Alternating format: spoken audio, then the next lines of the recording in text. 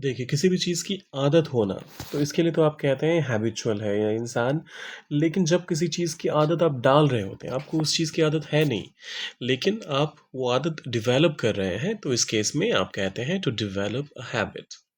अब इसके साथ आप वर्ब का आईएनजी फॉर्म इस्तेमाल करते हैं, इसका मतलब होता है प्रोसेस कोई भी जो है आपने वो शुरू कर दिया है, आपने वो डेवलप करना शुरू कर दिया है, कोई एक आदत है जो उसे आपने डेवलप करने की कोशिश शुरू कर दी है। एग्जाम्पल के तौर पे पहला स्टेटमेंट कहता है उसने रोज पढ़ने की आदत डाल ली।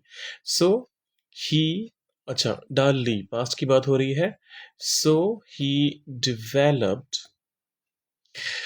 Habit.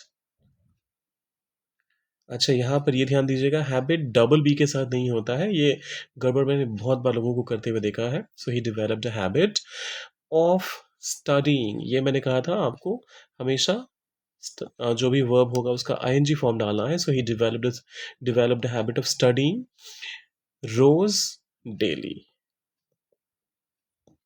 He developed habit of studying daily.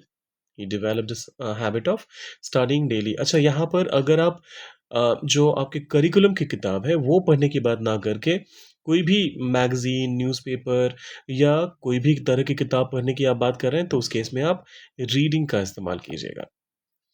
अगर किसी स्टूडेंट की बात हो रही है जो अपने पाठ्यक्रम की पुस्तकें पढ़ रहा है तो वहाँ पे स्टडी का वो इस्तेमाल ज़्यादा अप्रोप्रिएट होगा। अगर रेगुलर सेंस में कुछ भी पढ़ने की बात हो रही है तो रीडिंग ज़्यादा अप्रोप्रिएट होगा। कुछ और एग्जांपल्स आपके लिए। अच्छी आदतें समय के साथ बनती हैं। Good habits develop over time. Good habits develop over time. तुम्हें जल्दी उठने की आदत डालनी चाहिए। You should develop a habit of waking up early. You should develop a habit of waking up early. यहाँ पर ध्यान दीजिएगा, मैं इसे डेवलप नहीं कह रहा हूँ, डिवेलप कह रहा हूँ। करेक्ट प्रोनाउंसिएशन डिवेलप होता है, डेवलप नहीं।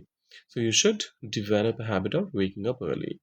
तुमने ये आदत कब से डालनी शुरू की? अब इसका ट्रांसलेशन आपने कमेंट्स में डालना है और जाने से पहले सब्सक्राइब, लाइक और शेयर भी करना है। करके जाइएगा। मिलते हैं जल्दी।